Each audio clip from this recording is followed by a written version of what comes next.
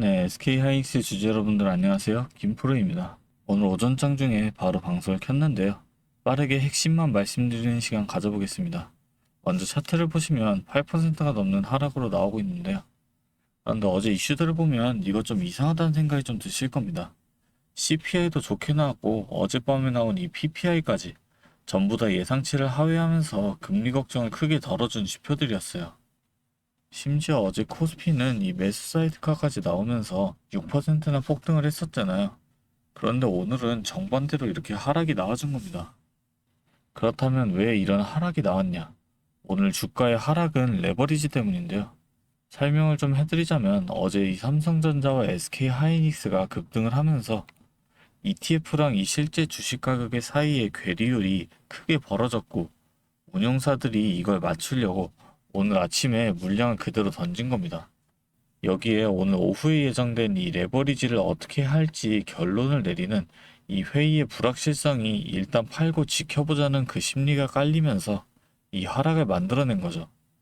그래도 오후부터는 이 수급이 좀 안정화가 되면서 양봉으로 마감할 가능성이 높다고 생각을 하는데요. 그래서 오늘 영상에서는 그 상승에 대한 정확한 근거와 당장 오늘과 다음 주 월요일에는 어떻게 될 건지 전부 다 정리를 해서 명확하게 말씀드리겠습니다. 이렇게 중요한 내용들 총 정리를 해서 오늘 영상에 준비해 봤으니까 영상 끝까지 절대 놓치지 마시고요.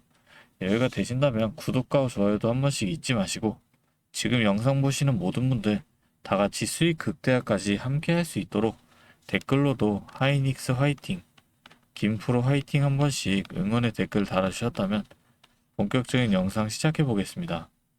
그럼 먼저 이 레버리지 ETF 문제 얼마나 심각했길래 오늘 아침부터 이렇게 물량이 쏟아진 걸까요? 이 상품은 기초자산의 움직임의 2배로 따라가도록 설계가 돼 있는데 어제처럼 하루 만에 급등이 나오면 이 2배 배율을 계속 맞추기 위해서 운용사가 추가로 사고 팔아야 되는 그 물량 자체가 커집니다. 평소 같으면 조금씩 처리를 했을 그 물량을 어제 급등폭이 워낙 컸던 탓에 오늘 하루에 몰아서 처리하게 된 거고 그래서 장이 열리자마자 이 물량이 쏟아지면서 하락폭이 이렇게 커진 겁니다.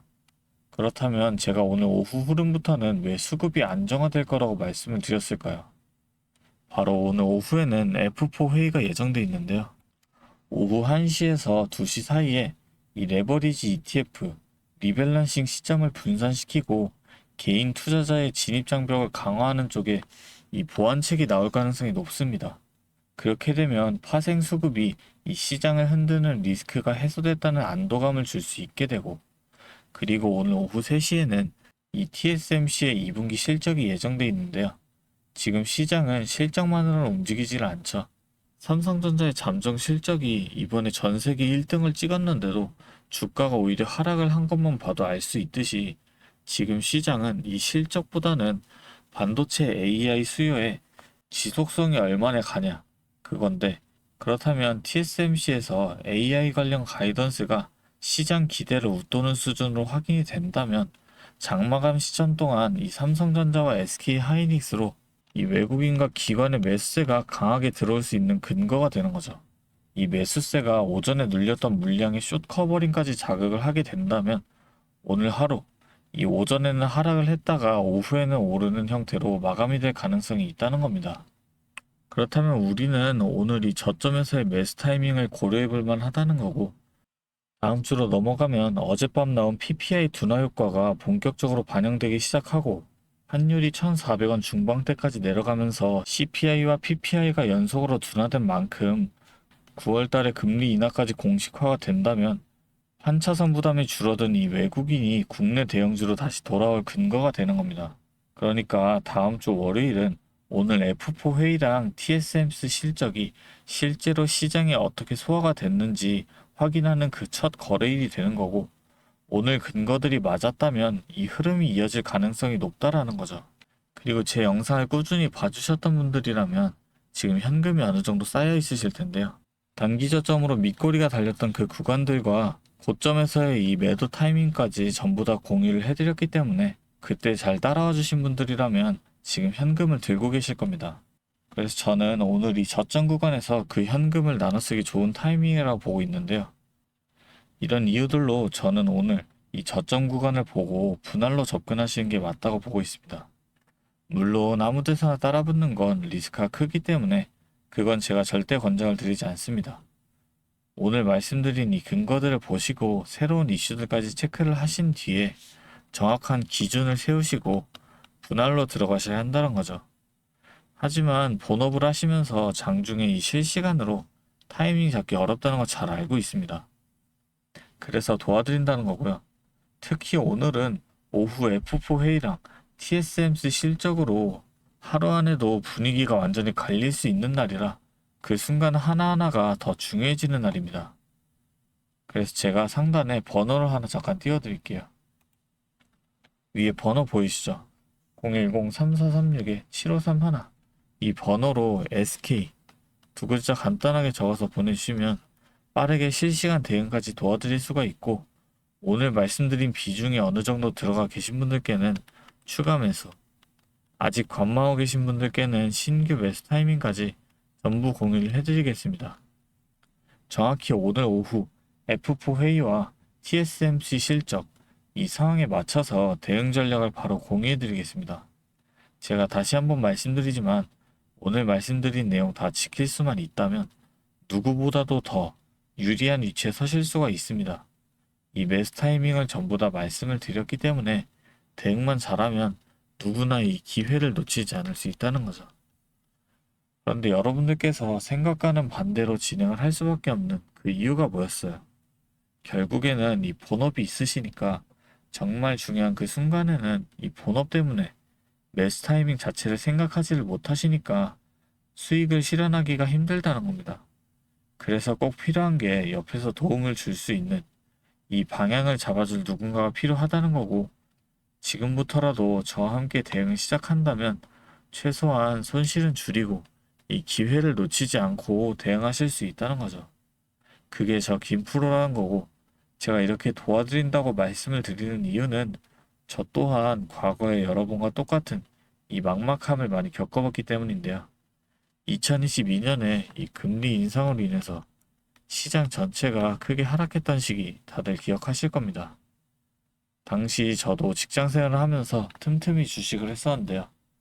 워낙 우량주니까 시간 지나면 알아서 회복되겠지라고 생각을 하면서 버텼었는데, 이게 확실한 기준이 없으니까 계좌의 손실은 계속 커지고 일상생활조차 집중하기 어려울 만큼 스트레스가 정말 심했습니다. 자, 그런데 이때 어떤 주식이 먼저 올랐는지 아시나요? 처음엔 다들 아시는 것처럼 뭐 이 로봇이 된다, AI가 뜬다 하면서 대기업 투자 뉴스에 수많은 사람이 몰려갔었는데요. 그런데 저는 오히려 남들이 다 그런 뉴스에만 관심을 가질 때 이 2022년 말에 가장 밑바닥에 있던 2차 전지에 집중을 했었습니다. 왜냐하면 당시 전기차 수요가 일시적으로 둔화된다는 악재 뉴스가 도배되고 있었지만 제가 주목한 건 따로 있었습니다. 바로 우리 일상 속에서는 이미 아파트 주차장이나 대형마트마다 전기차 충전 구역들이 법적으로 의무화가 되면서 강제적으로 늘어나는 인프라의 변화가 눈에 띄게 일어나고 있었죠. 여기에 글로벌 완성차 브랜드들이 내연기관 생산을 전면 중단하겠다는 구체적인 계획들까지 잇따라 발표하고 있었고, 전 세계 모든 자동차가 결국 이 배터리로 바뀔 수밖에 없는 거대한 산업의 방향성은 그 누구도 막을 수 없겠다 라는 명확한 결론이 섰던 겁니다. 결국 이 배터리에 들어가는 핵심 소재를 만드는 그 기업의 가치는 올라갈 수밖에 없다라고 확신을 했기 때문에 저는 남들이 다 포기를 할 때 이 차전지 하나에 철저하게 집중을 해서 2023년에 계좌 손실을 메꾸고 빠르게 회복해냈었죠. 하지만 이 차전지가 오른다는 걸 알아도 기업마다 들고 있는 이 기술력들이 다 다르고 주가가 흔들리는 이 등락폭도 전부 다 다를 수밖에 없잖아요. 그래서 제가 평소에도 이 기업에 대한 분석과 기업에 대한 가치를 판단을 한 다음에 진입을 하셔야 한다라고 말씀을 드리는 겁니다. 지금 이 영상 보시면서 어떻게 해야 할지 걱정하시는 분들의 마음 너무나 잘 압니다. 여러분들만큼은 제가 겪었던 이 시행착오를 좀 피하셨으면 합니다. 마지막으로 지금까지 영상 시청하신 분들을 위해서 특별한 이 선물도 하나 준비해 왔으니까요. 지금까지 영상 봐주신 주주님들만큼은 꼭 놓치지 마시고 이 선물까지 함께 챙겨가셨으면 좋겠습니다. 자, 오늘 제가 준비한 선물은 요즘 굉장히 핫한 이 AI와 관련된 종목인데요. 자, 그런데 이 AI가 사용되는 곳이 굉장히 또 많고 용량도 크다 보니까 전기가 부족해져서 이 전력난이 상당히 심각하다는 겁니다. 이게 어느 정도냐면 이 데이터 센터가 쓰는 전기량이 우리나라 전체 사용량의 2배가 넘는다는 거죠. 그래서 이 데이터 센터 기업들이 가장 먼저 해결해야 하는 숙제가 바로 이 전력난을 해결하는 겁니다. 자, 그런데 이 전력난을 해결하려고 발전소를 더 지으려면 이 10년이 넘는 시간이 걸리는데 당장 내일 전기가 모자란데 10년은 너무 길죠. 그래서 오늘 가져온 게 가상발전소인데요. 이 가상발전소는 정부와 기업도 큰 관심을 보이는 핵심 사업이라는 겁니다. 그러면 이 가상발전소는 뭘까요?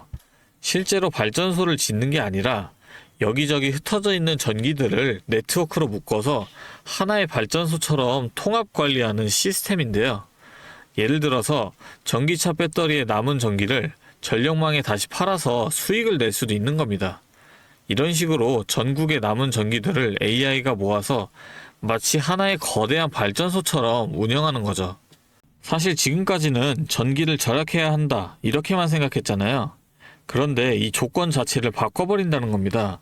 이 발전소를 무작정 지을 수 없다면 있는 전기를 얼마나 효율적으로 쪼개서 쓸 수 있느냐가 핵심이 된 거예요. 이게 바로 이 가상발전소가 앞으로의 시장을 지배할 수밖에 없는 이유가 되는 겁니다. 이미 테슬라에서는 일본에서 가상발전소 사업을 전국으로 확대했고요. 우리나라 정부도 제주도에서 이미 시범 사업을 운영하는 중이죠. 결국에는 이 가상발전소, 즉 VPP 사업이 미래의 핵심 사업으로 자리 잡을 수밖에 없는데요. 제가 이 중에서도 무려 5년 전부터 이 가상발전소를 준비해온 특정 종목 한 가지를 가지고 왔습니다. 이 기업은 다른 경쟁사들이 이제 막 가상발전소 사업에 뛰어들 때 이미 5년 전부터 대기업들과 인프라 구축을 마쳤고 범용성 또한 한 가지에 묶여 있는 게 아니라 아파트, 상가, 공장, 그리고 전기차 충전소까지 서로 다른 에너지를 컨트롤하는 독보적인 통합제어 기술을 이미 갖추고 있다는 겁니다. 다시 말해서 에너지 효율을 뽑아내는 기술력이 시장 평균보다 이미 30% 이상 앞서고 있다는 평가를 받고 있어요. 그렇다면 올해 2026년 분산에너지 특화 사업이 본격화되면 어떻게 될까요? 이 기업의 소프트웨어가 전국에 깔리게 되는 압도적인 점유율을 예상해 볼 수 있겠죠. 그렇다면 우리는 남들보다 한 발 앞서서 이 수익의 길목을 지키고 있어야 큰 수익을 가져간다는 겁니다. 자, 제가 지금 정말 공들여서 분석한 이 종목 정말 궁금하시죠? 지금 화면에 보이시는 이 번호 010-3436-7531로 선물이라고 2글자 적어서 문자 보내주시면 제가 확인하는 대로 분석한 리포트와 함께 종목명까지 바로 공유해드리도록 하겠습니다.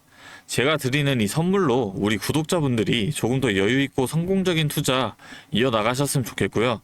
지금까지 긴 영상 시청해주셔서 감사합니다. 김프로였습니다.